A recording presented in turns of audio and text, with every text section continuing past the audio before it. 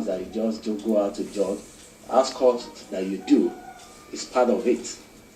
When you're at work, it's part of it. As I was coming, as I was moving uphill, and I was mentioning, if you walk around here and you walk up the hills daily, you're going to be fit. So physical activity is not limited to just going out to the field to work out. At work, you can engage in physical activities, and if you have all this put together in a week, about 150 minutes, or 175 minutes rigorous activities, then you'll be doing it right.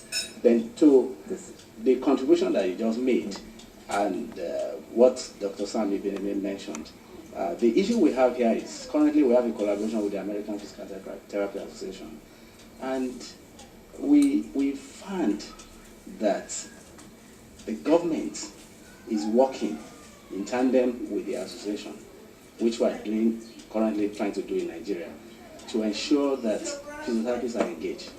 Currently, we have about 4,000 physiotherapists that have been trained in Nigeria, which is far, far low for what is required. But I can tell you that more than 50% of that number have migrated out of the country.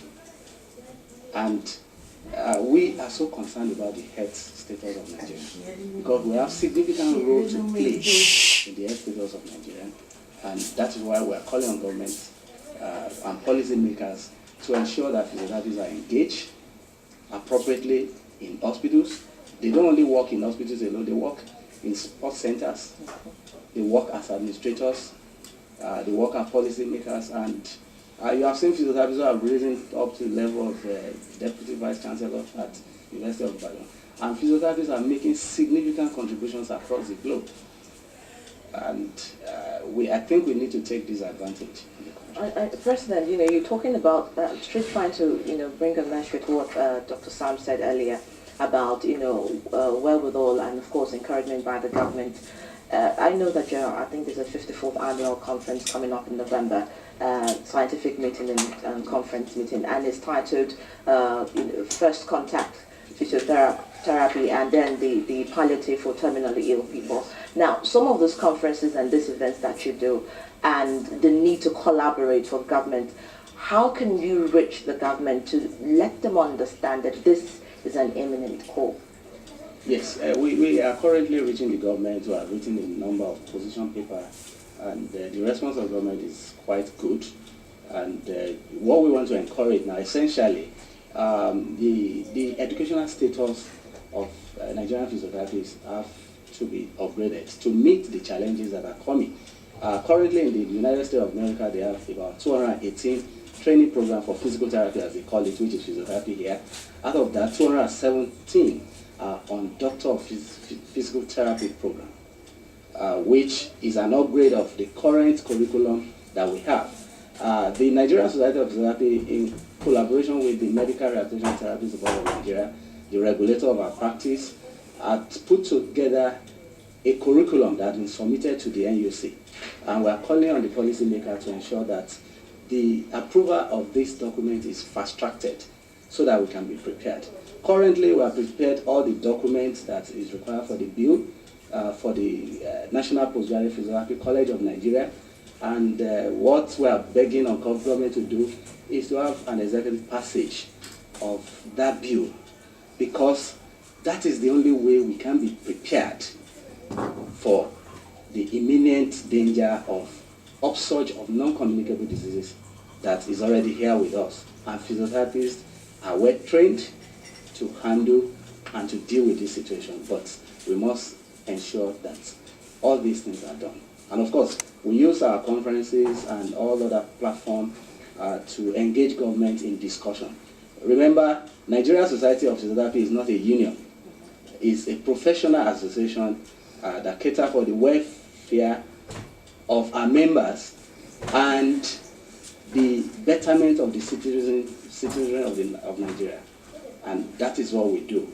We believe more in negotiation and dialogue, and we believe that policymakers are listening to us, and some of these requests will be fast-tracked so that Nigerians can have the best of physiotherapy.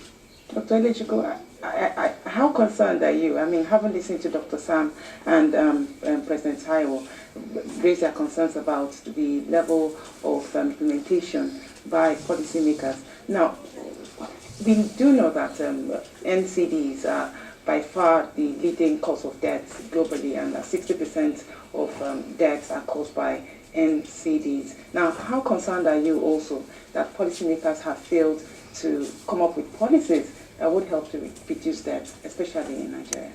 I'm very much concerned because all the efforts we've made, they've not yielded the necessary results. They've yielded some, but not adequate. So we are still reaching out to them, telling them, please, can you make policies that are fast enough so that we can bring down the rate? Each year, the WHO publishes statistics of number of deaths in Nigeria. If you go to CDC, you will see that these things can be brought down. And the painful part is that these diseases are preventable. So we want that of 2015 to have come down far below that of 2014. That's why we are here, talking to everybody that should listen to us. All right, just as we draw the curtain call and taking that exit, Dr. Sam, I think in the final words, I know that around the country and the rest of the world, Australia has something called Skiing for Life, and then you have in America a long Run to Live. Different countries, different countries have ways of actually encouraging their youth population to stay active. What will be your advice to Nigerians today to stay healthy? Well, you find out that these countries have done something which Nigeria has not done, and which we're encouraging the government to do. If they have properly built out cities, properly built out layout, because people will not engage themselves to do that run for life, run to live.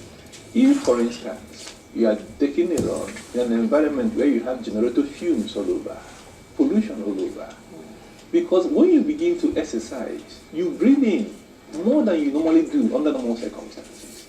And when you breathe in more pollutants, it goes to destroy the system more.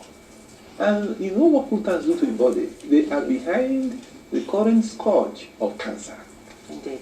And when you now begin to have a layout, an environment that are not built up properly, and you begin to have within your residential area industrial effluents coming from sources of pollutants, industry sited within residential area, and you want people that live there to go and walk out and jog out and have a lifestyle of that, is going to be a whole challenge. All right, we'll have to leave it at that. Definitely, he has mentioned the challenges, and of course, you might also want to follow up on some of the advice, what it means to actually do minimum exercise and maximum exercise, depending on the time and the size of your body. We've been talking to Mr. Ilechukwu, Aldrich-Benett, and he's the chairman, Nigeria Society of Physiotherapy, Abuja State House Medical Center, Abuja. Thank you for coming. Thank you. And we've also been listening to President Taiwo Oyewumi, National President, Nigeria Society of Physiotherapy. Thank you also for coming. Thank you so much. And Dr. Sam Ibeneme, Senior Lecturer and former Head Department of Medical Rehabilitation, College of Medicine, University of Nigeria, who has really lectured us this morning on a lot we could do to live a better life. Thank you for coming. It's a privilege having you. Well, Pan-African World is next. Stay with us.